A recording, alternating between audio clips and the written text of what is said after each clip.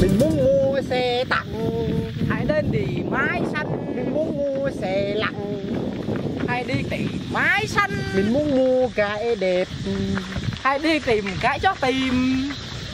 mình muốn mua chiếc xe đạp, Hãy đi tìm mái xanh.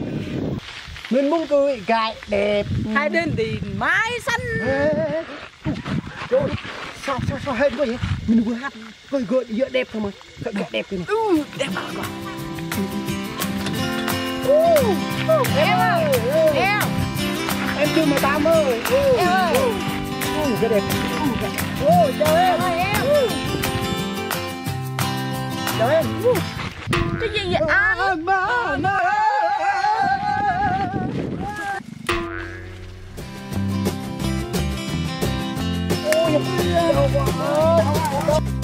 Sao quá mày ơi? Mày đi tao thấy không? Mày đứng đi. Ma. Ôi giời. Sao không vậy anh? Nhìn đi. Cái gì? Xíu đây.